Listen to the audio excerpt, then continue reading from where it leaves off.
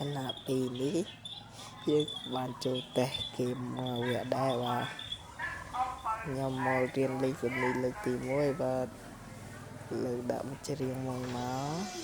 បោះខ្សែ1 2 1 2មកលុយមែនបាទពិតជាមិនធម្មតាមែនទឹកដែរបាទជួយមកហាមែនបាទមួយស៊ីផុយប៉ុណ្ណេះនេះណាចង់ចេះលេងសំនីលេងតាមខ្ញុំតានេះតែឈ្នះមក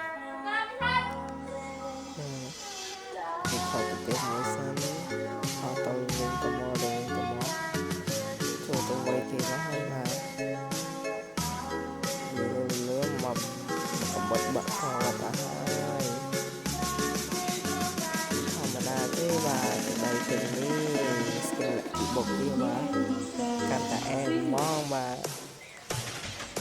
ពីបុកគេមួយអត់តែទៅវិញទៅមកទៀតហើយបាទតែក៏អីតាស្អីគេវិញនេះបាទតែលេងសិនលើកទី1ផងមកហើយលេងនោះឆាប់ពីមួយទៀតក៏ដាច់បាត់ទៅហើយពេលប៉ះសិននេះបែកទៅនេះហើយទៅបាទសិននេះដៃណាដៃទៅបាក់ដៃទៅស្បៃហើយបាទដៃទៅនេះចូលខ្លួនហើយ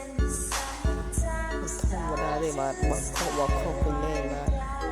បានវាបោះជុំទេបាទហើយហាត់ជួយប៉ុណ្ណេះថាបកគីយូរណាស់បាទមិនថងលើទីបាទថ្ងៃនេះវាយមួយមកទៅដាក់ងាប់ឡើយងាប់មិនបាត់ទៅហើយឌីគីពេដាក់ពីនេះក៏បានចាប់ត្រឹមនេះដែរ